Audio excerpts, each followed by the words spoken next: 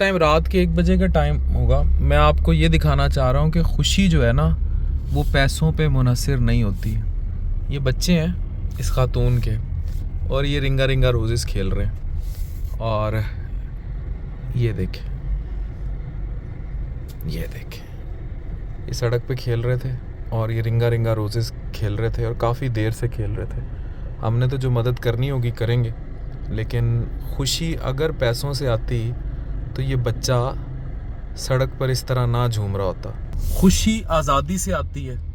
اگر اسی بچے کو یہ بہت اچھے گھر میں بھی ہوتا, کسی اچھے اپارٹمنٹ میں ہوتا اور اسے خوف ہوتا کہ اوپر سے بم گریں گے, اوپر سے تباہی ہوگی, اوپر سے بربادی ہوگی, تو یہ رنگا رنگا روزز نہ ہو رہے ہوتے. تو یہ بات یاد رکھیں کہ ہم جس ملک میں آزاد سانس لے رہے ہیں ہمیں اس ملک کی قدر کرنی ہے, تبھی رنگا رنگا روزز ہیں.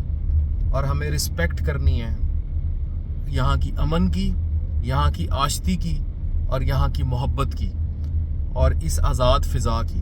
اور ساتھ ہی دعا کرنی ہے کہ اللہ میاں تمام بیسیکلی جو کچھ ہو رہا ہے نا, جو بولنے بھی نہیں دیا جا رہا سوشل میڈیا پہ, یہ شدید بربریت ہے. اور آپ امیجن کریں جب وہ میزائل گرانے جاتے ہیں تو پہلے جب وہ فورسز نیچے سے داخل ہو رہی تھی تو وہ انوالو ہوتے ہیں اس میں, اپنی جو بھی وہ اپنی ایکٹیویٹی کرتے ہیں ریلیجیس. تو ان آزاد فضاؤں کو ضرور یاد رکھیں اور پوری مسلم امہ کے لیے دعا کریں. کیوں نازش؟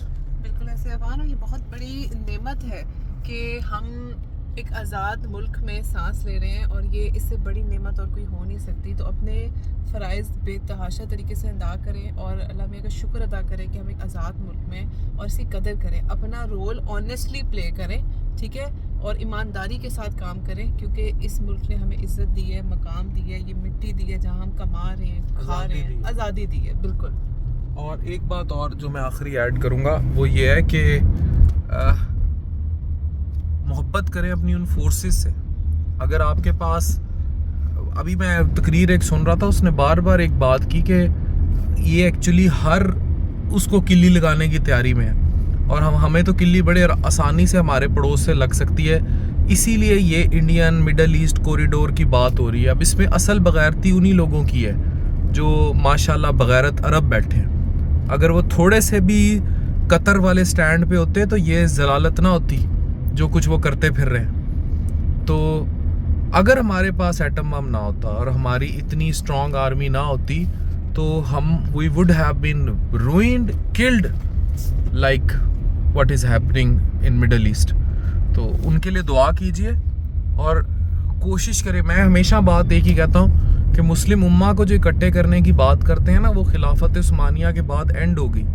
اب دوبارہ خلافت آئے گی, یہ اکٹھے ہوں گے, یہ عربی عورتوں اور شراب سے باہر آئیں گے, تبھی ہم ان سے مقابلہ کر پائیں گے.